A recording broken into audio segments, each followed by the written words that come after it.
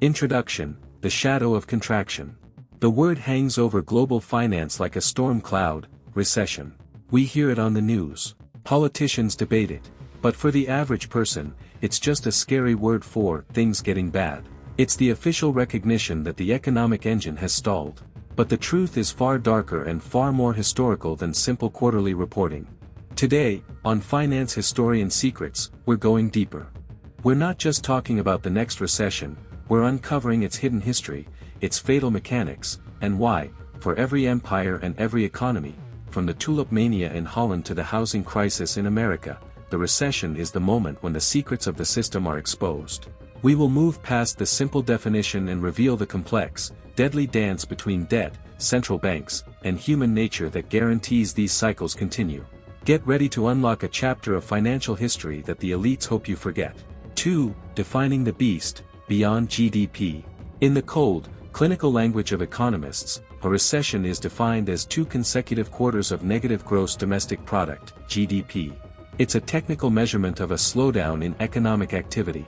GDP, as we know, is the total monetary value of all finished goods and services made within a country during a specific period. When it shrinks, the economy is contracting. But that definition is hollow and incomplete. In the real world, a recession is a brutal chain reaction that starts long before the official numbers hit. It starts with dwindling consumer demand. People sense unease, perhaps due to rising prices or job rumors, and they pull back on discretionary spending. That new car, the big vacation, those purchases are deferred. Businesses, seeing sales drop and inventories pile up, stop investing and, crucially, stop hiring. They may institute hiring freezes or, worse, begin layoffs. And then comes the deadly feedback loop. Job losses mean even less spending in the community, which leads to more business closures and further economic fear. This spiraling decline of confidence and activity is what defines the experience of a recession. The textbook doesn't mention the stress of an eviction notice, the panic of a retirement fund shrinking, or the quiet despair of a breadwinner losing their livelihood. A recession is not a percentage, it's a crisis of confidence. And when confidence collapses, the foundations of credit and commerce shake violently. 3. The mechanics of collapse, the debt cycle engine. Recessions are not random accidents.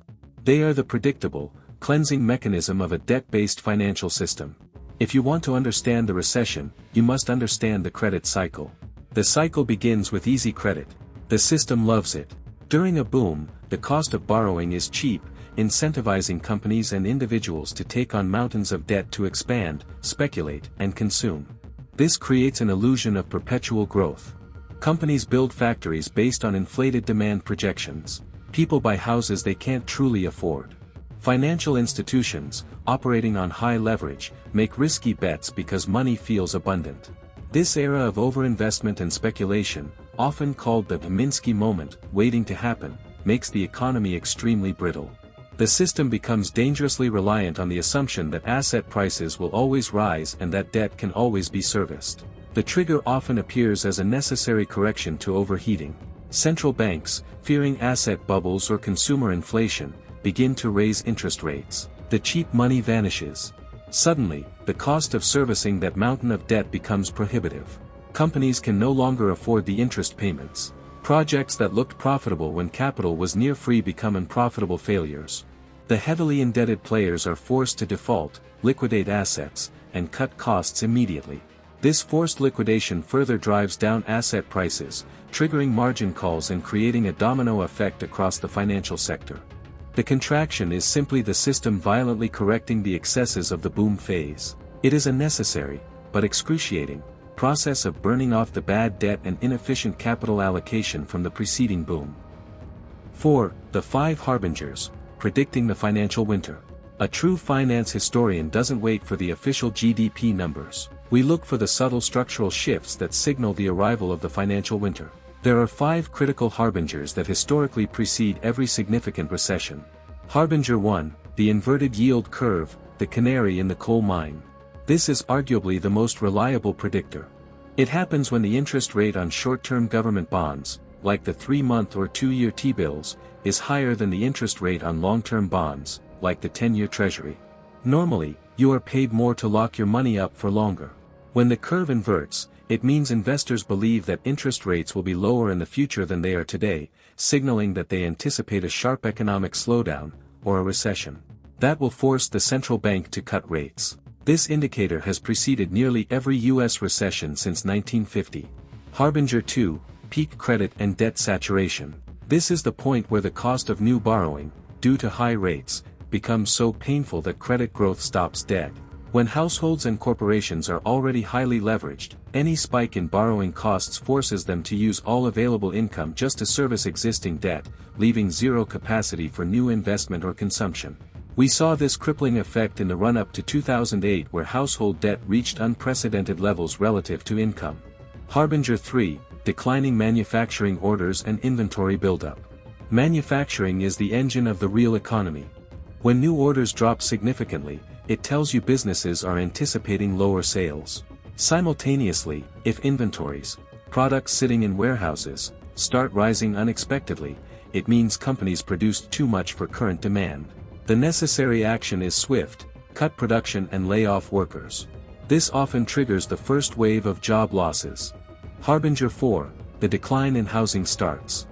The housing sector is incredibly sensitive to interest rates and credit availability. When interest rates rise, mortgage payments jump, making housing unaffordable. This causes a dramatic drop in housing starts, new home construction. Since construction is a massive employer and uses heavy capital, its contraction ripples instantly through the entire economy, from lumber mills to appliance manufacturers. Harbinger 5, the collapse of consumer confidence. While difficult to quantify, confidence is the lifeblood of capitalism. When major consumer sentiment indexes drop sharply and stay low, it signals that the average person is genuinely worried about their future income. They stop making large purchases, and the economy stalls on a psychological level. Fear, unlike inflation, spreads faster than any virus. 5. Case Study 1, the stagflation trap of the 1970s. The 1970s recessions provide a unique and terrifying lesson: the threat of stagflation. Unlike a typical recession, where high unemployment leads to lower prices, deflation, the 1970s saw high unemployment coexisting with dangerously high inflation. The secret behind this mess was a combination of structural shocks: the collapse of the Bretton Woods system in the early 70s, and the massive supply-side shocks from the OPEC oil embargoes. Oil prices quadrupled almost overnight. This meant the cost of everything, transporting goods, heating homes, running factories, skyrocketed. Businesses had to raise prices to cover costs, inflation, but, because people were spending so much on expensive necessities like gas, they had no money left for discretionary spending. Stagnation/recession. Central banks were caught in an impossible trap. If they tried to boost the economy out of recession, they would pour gasoline on the inflation fire. If they fought inflation with high interest rates, they would crush the economy into a deeper recession. It took the brutal medicine of Paul Volcker, who raised rates to nearly 20%, to finally kill the inflation dragon, resulting in the deep but necessary recession of the early 1980s. This case study shows that not all recessions are created equal, some are exponentially harder to fight. 6. Case Study 2, the hidden debt and leverage of 2008. The Great Recession of 2008 is the modern archetype of a debt-fueled crash. This event perfectly illustrates how central bank policy, cheap credit, combines with human greed to build an unsustainable financial structure. The secret lay in the securitization of subprime mortgages. Lenders made increasingly risky loans, subprime, to people who couldn't afford them, knowing they wouldn't hold the risk. They immediately packaged these toxic loans into complex financial products known as collateralized debt obligations, CDOs. Because rating agencies, paid by the same firms creating the CDOs, gave these products AAA ratings, they were purchased worldwide by banks, pension funds, and insurance companies. This leverage was hidden by complexity. When the underlying loans defaulted in large numbers, the entire global financial system realized it was holding billions in worthless assets. The system didn't just contract, it froze. Banks stopped lending to each other because they couldn't trust who was solvent. The recession became a crisis of liquidity and trust, requiring massive, unprecedented government bailouts to save the system from total collapse. The 2008 recession proved that debt, when leveraged to an extreme, can bring down the entire global economy, necessitating a massive intervention that permanently shifted the debt burden from the private sector to the public. 7. The policy trap, Why governments fail to prevent them. Every administration promises to prevent the next recession, yet they always fail. Why? Because governments and central banks are caught in an inherent political economic trap. The political imperative versus the economic reality. No elected official can campaign on a platform of painful but necessary economic correction. Politicians are incentivized to promote short-term growth and avoid the pain of a recession at all costs, even when a contraction is structurally necessary to clear out bad debt. This leads to the moral hazard of perpetual intervention. When a contraction begins, central banks immediately cut interest rates and governments enact stimulus spending. This action, while easing the immediate pain, achieves two damaging things. It keeps inefficient, zombie companies alive that should have failed, clogging up capital. It encourages the accumulation of more debt by lowering the cost of borrowing again, setting the stage for an even larger crash later. The recessions get less frequent but more dangerous because the underlying debt problem is never truly solved. It is simply papered over and allowed to grow larger. We are training the market to expect a bailout, creating an addiction to cheap money. 8. The historian's secret, recessions as exposing agents. If you study financial history, you find the real secret of the recession. It's a stress test that reveals the hidden vulnerabilities of a state. They don't just shrink the economy, they expose the weak links and act as an agent of profound historical change. Exposing weakness, think of the British Empire's slow demise. While major wars were the headlines, the constant need for bailouts and the inability to manage their post-war debts were the economic recessions that ultimately led to the surrender of the pound sterling as the global reserve currency. The recessions exposed the fact that the empire was built on a crumbling financial foundation that could no longer support its global commitments. The modern reveal. What does a modern recession expose? Hidden leverage in the banking sector, unfunded government liabilities, like pension deficits, and most importantly, the massive and growing wealth inequality.